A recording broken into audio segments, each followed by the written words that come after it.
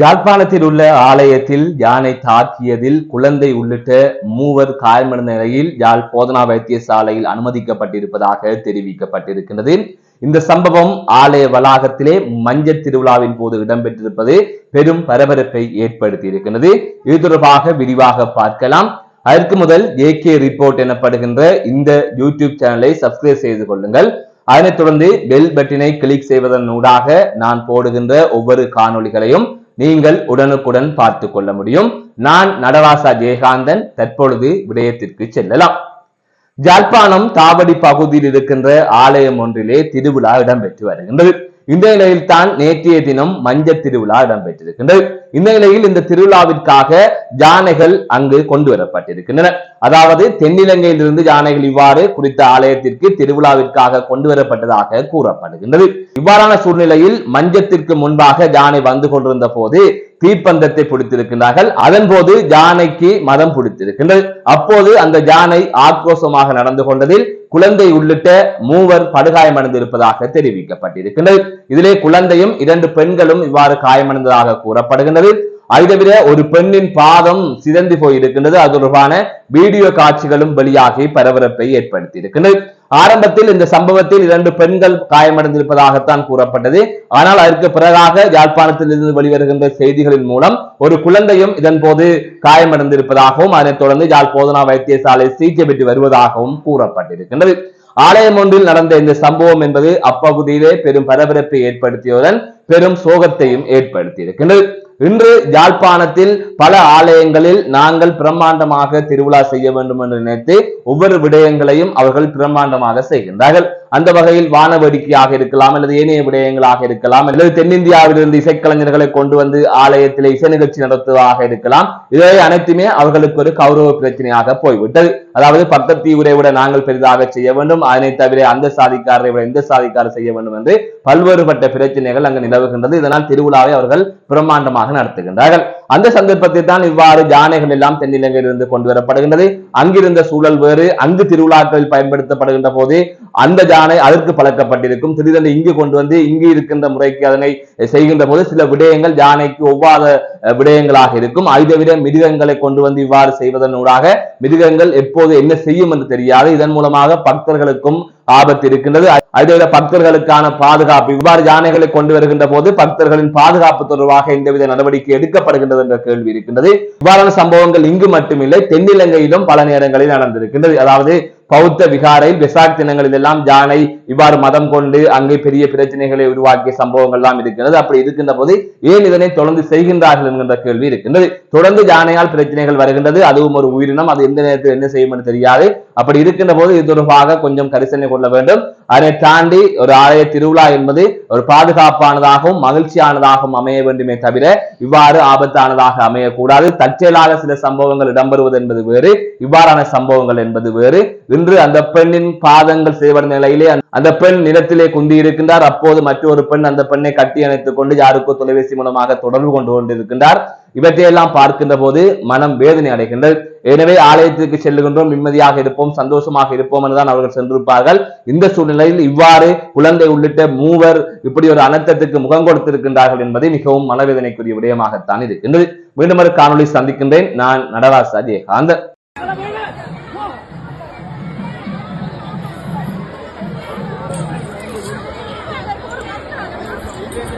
முன்னிருந்த அரசாங்கங்கள் எப்படியான அடக்குமுறைகளை கையாண்டதோ அதே அடக்குமுறை இடம்பெறுகின்றது என்பதை மக்கள் புரிந்து கொண்டார்கள். அது மட்டுமல்ல, 30 வருடங்களாக சிறையில் வாடுகின்ற தமிழ் அரசியல் கைதிகளை விடுதலை செய்வோம் என உறுதியளித்து தங்களுடைய கொள்கை பிரகடனத்திலே அதை ஒரு முக்கிய பிரகடனமாக குறிப்பிட்டு வாக்குகளை வாங்கிய என்பிபியினர் அந்த அரசியல் கைதிகள் யாரையும் இன்று வரை விடுதலை செய்யவில்லை. மாறாக தொடர்ச்சியாக நாங்கள் எத்தனையோ அழுத்தங்களை கொடுத்தும், நீதியமைச்சரோடு பேச்சுவார்த்தை நடத்த முனைந்தும், பிரதமரோடு பேச்சுவார்த்தை நடத்த முனைந்தும், எத்தனையோ தரப்பினூடாக இதற்கான முயற்சிகளை மேற்கொண்டும் அத்தனையும் நிராகரிக்கப்பட்டிருக்கின்றன. இறுதியாக விமல் ரத்நாயக்க அரசியல் கைதிகள் என்று யாரும் இங்கு இல்லை என்று குறிப்பிட்டிருந்தார். இப்படி முன்னுக்கு முரணாக பேசி பேசி மக்களினுடைய அபிமானத்தையும் நம்பிக்கையையும் பாரிய அளவிலே என்பிபி தோற்கடித்திருந்தது. அதேபோல் நிலம் விடுவிப்பு என்ற நாடகத்தை என்பிபியினர் வடக்கு கிழக்கிலே தொடர்ச்சியாக நடத்தி கொண்டிருந்தார்கள். மிக நீண்ட காலமாக தமிழ் மக்களது நிலங்கள் இராணுவத்தினராலும் அரசாலும் முறையற்ற விதத்திலே கையகப்படுத்தப்பட்டிருக்கின்றது. இந்த நிலங்கள் எந்தவித கேள்விகளுமற்ற விதத்திலே விடுவிக்கப்பட வேண்டும் என்பதை அவர்கள் உறுதியளித்திருந்தார்கள். அதேபோல் இனப்பரம்பலிலே மாற்றத்தை ஏற்படுத்துகின்ற நடவடிக்கையை செய்ய மாட்டோம் என்று உறுதியளித்திருந்தார்கள்.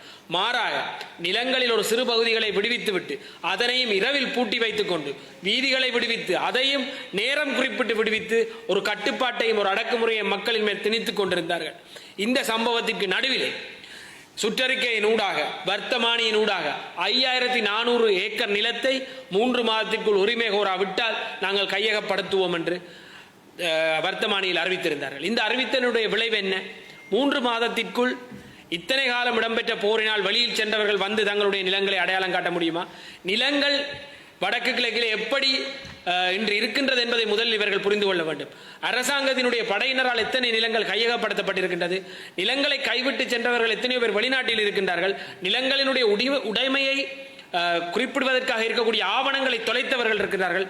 யுத்தத்தினால் இறந்தவர்கள் இருக்கின்றார்கள். இப்படி பாரிய விளைவோடு இருக்கக்கூடிய நிலங்களின் சிக்கல்களை இவ்வளவு இலகுவாக 3 மாதத்திற்குள் நீங்கள் உரிமை கோராவிட்டால் கையகப்படுத்துவோம் என்ற மோசமான அறிக்கையை என்பிபி அரசு வெளியிட்டது. அதேபோல் கடந்த 3 வருடமாக தொடர்ச்சியாக சட்டவிரோதமாக கட்டப்பட்ட தையிட்டி விகாரைக்கு முன்னால் மக்களின் ஆர்ப்பாட்டம் ஒன்று போராட்டம் ஒன்று இடம்பெற்றுக் கொண்டிருக்கின்றது. அந்த மக்களை என்பிபி அரசு இன்று வரை சந்திக்கவில்லை. அந்த மக்களை சந்தித்து ஒரு பேச்சுவார்த்தையை நிகழ்த்தவில்லை. சட்டவிரோதமாக கட்டப்பட்டிருக்கின்ற கட்டடங்களுக்கு என்ன செய்ய போகின்றோம் என்ற தீர்மானத்தை எடுக்கவில்லை. மாறாக அங்கிருக்கக்கூடிய தமிழ் கட்சிகள் அந்த அரசியல் போராட்டங்களை முன்னெடுப்பதற்கான அத்தனை வழியையும் என்பிபியினர் செய்து கொடுத்தார்கள். என்பிபியினர் மேல் தமிழ் மக்கள் வைத்த அபிமானத்தை முற்றாக தகர்த்தெறிந்திருக்கின்றார்கள். எனவே இப்படியான சூழ்நிலை ஏனைய தேசிய இனங்களுக்கு தனித்துவமான பிரச்சனைகள் இருக்கின்றன என்பதையே என்பிபியினர் ஒருபொழுதும் ஏற்றுக்கொண்டது கிடையாது. அனைவரையும் இலங்கையராக வாருங்கள் என்று அழைக்கும் அவர்கள் வடக்கு கிழக்கு தமிழ் மக்கள், மலையக மக்கள், முஸ்லிம் மக்களுக்கு தனித்துவமான பிரச்சனைகள் இருக்கின்றது. அவற்றை தீர்ப்பதற்கான படிமுறைகளை செய்ய வேண்டும். அவர்களை தனியான தேசிய இனமாக அடையாளம் காணப்பட வேண்டும். அவர்களுக்குரிய தனித்துவமான பிரச்சனைகள் ஒவ்வொன்றாக அடையாளம் காணப்பட்டு தீர்க்கப்பட வேண்டும் என்கின்ற எந்த சிந்தனை மற்றவர்களாக செயலாற்றி கொண்டு இருந்தார்கள். உங்களுக்கு தெரியும், மலையக மக்கள் மிக நீண்ட காலமாக பாரிய ஒடுக்குமுறை, காணி பிரச்சனை, காணி உரிமையற்ற தன்மை, அதேபோல் தோட்டத்தில் வேலை செய்கின்ற அப்பாவி தொழிலாளர்கள், சம்பள நெருக்கடி என்பவற்றை எதிர்நோக்கி கொண்டிருக்கின்றார்கள். இவற்றை பற்றி நன்கு அறிந்தவர்கள் தான் என்பிபியினர். ஆனால் இந்த எந்த விடயத்துக்குமே காத்திரமான எந்த ஒரு நடவடிக்கையும் எடுக்காத காரணத்தால் மீண்டும் மலையகத்திலே இத்தனை காலம் அடக்குமுறை செய்த கட்சிகளுக்கு மக்கள் மீண்டும் வாக்களிக்க முயற்சி செய்து கொண்டிருக்கின்றார்கள். என்பிபியினர் ஒன்றை புரிந்து கொள்ள வேண்டும். ராஜபக்ச தரப்பு இந்த நாட்டை மீண்டும் ஆளக்கூடாது என்பதற்காகத்தான் மக்கள் வீதிகளில் இறங்கி உயிரை விட்டு போராட்டம் ஒன்றை மேற்கொண்டு இந்த கட்சி இந்த ஆட்சி பீடத்துக்கு ஏற உதவி செய்திருக்கின்றார்கள். ஆனால் மீண்டும் 2% வாக்குகளில் இருந்தவர்களை 10% வாக்குகளை எடுப்பதற்கான வழிமுறையை என்பிபி அரசு செய்திருக்கின்றது. வெறும் 6 மாத காலத்தில் மக்களினது நம்பிக்கையை வெல்ல முடியாத ஒரு கட்சியாக என்பிபியினுடைய செயற்பாடு இருந்திருக்கின்றது என்பதை நாம் அனைவரும் அறிய வேண்டும்.